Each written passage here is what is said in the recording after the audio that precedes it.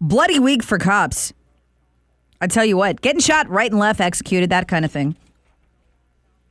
And then this video comes out. You see this? The LAPD video? It's a female officer. It's a car stop. It's a shocking video. I put it up on my Facebook page. And she's just literally standing there, minding her own business. Perp pulls out a gun and boom, shoots her point blank really fast. I mean, she doesn't even react. Male officer, her partner, thankfully made it so the gang member will never hurt anyone again. He's dead. But here's the thing. This keeps happening and happening and happening and happening. And yet, we hear nothing about it from the NFL kneelers. Do we not? I mean, why are they not taking a knee over this? There's just complete silence on this. When this happens in reverse, you have thugs going after cops. And here's the problem with this. This whole idea of thugs going after cops, how much of it is being caused by the NFL kneelers, by the narrative? You're totally justified if you do this. They deserve it. Heck, they'll probably try to kill you anyway, because that's what they do. That's what gets pushed by these NFL kneelers and now by Nike. By the way, if you're watching all this go down, Nike's new marketing platform is "We hate cops." That's what it is. We hate cops.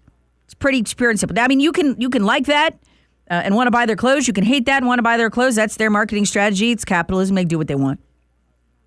But that's what they stand for. We hate cops.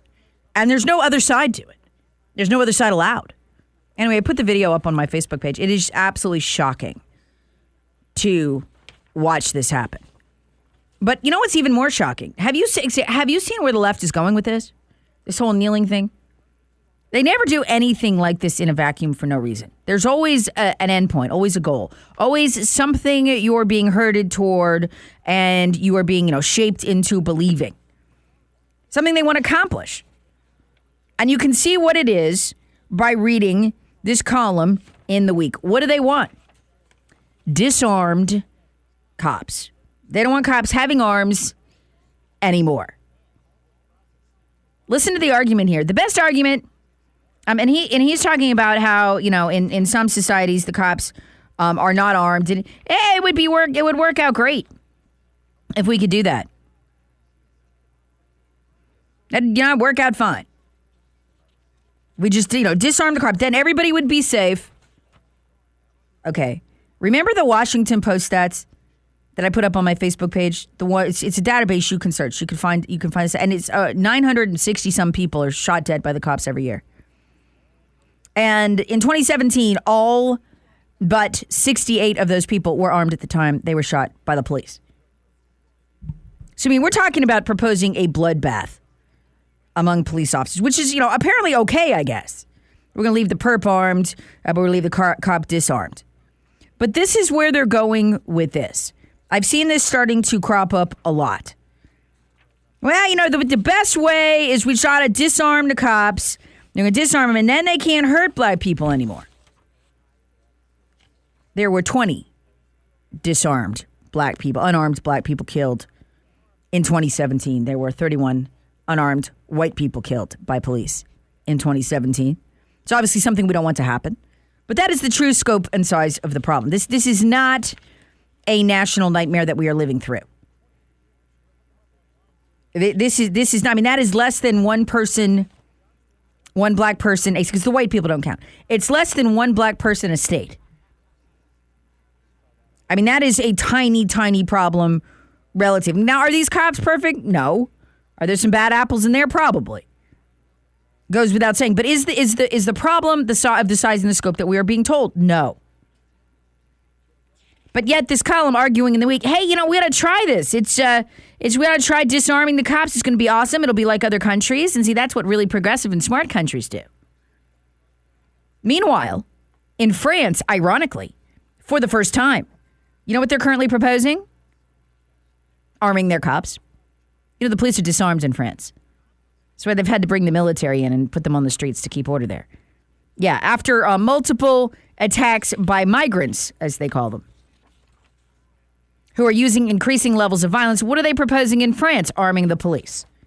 This is a very anti-gun country. And yet we're talking about, well, how to disarm them here. It'll work out crazy. Then nobody will have to kill the police. It'll be really good. Sure. Texter writes, disarm cops is a great idea. By the way, why do they want to disarm cops? Let's pull back and look at the big picture. Why would they want to do that? Let's think about what we know about what the Obama administration was planning and what they'll pick back up when they win the White House again. Do you remember what it was?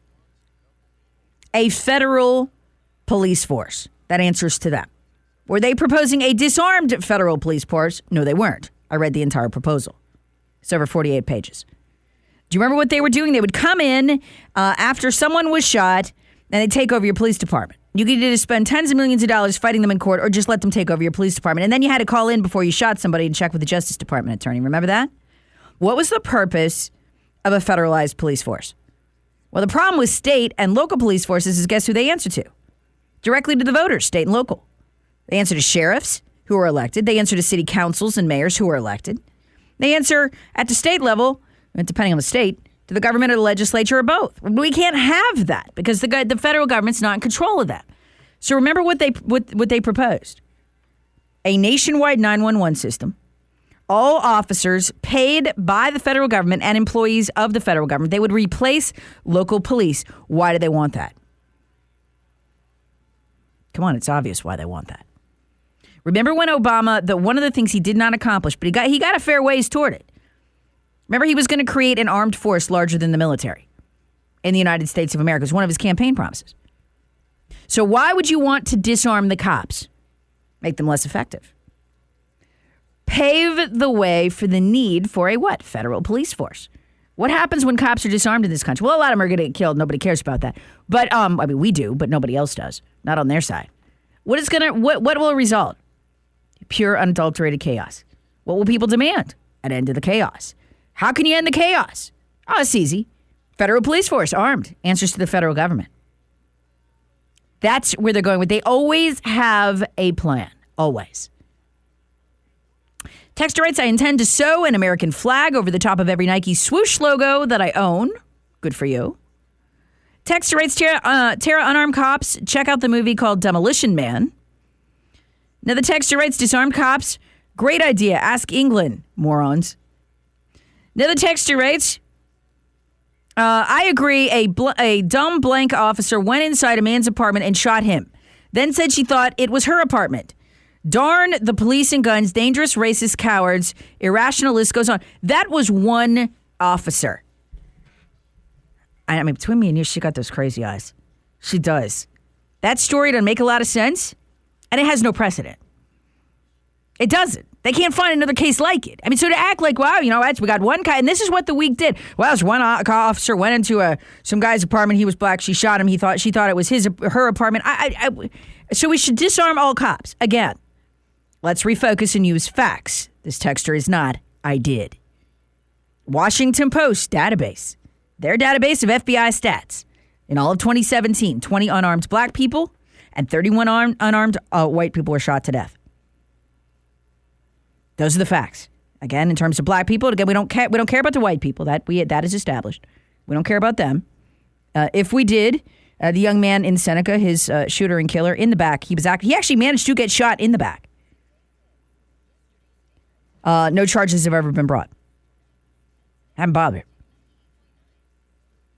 So, but we don't care about white people. So we'll put them aside. That doesn't count. 20 unarmed black people. That is less than one a state. That is a problem, but it is nowhere near the biggest problem that we face. You lost more than that in terms of black people in the carnage in Chicago in one summer. So let's put the problem in perspective. Let's not do the liberal trick of pointing to one really weird, unprecedented case and saying, let's disarm all cops. That's again, let's use statistics. Let's use common sense and have a debate. Not screaming, yelling, and cursing on my text line. Texter writes, part of the end game is taking away our guns as well. Of course it is. Can you imagine unarmed cops, what that would look like? Let me direct you to Broward County, where they had arms but didn't use them and cowered outside the building while the guy who did have arms used his. Yeah, you want to know what that'll look like? Let me Google Broward County school shooting to see what unarmed cops would look like.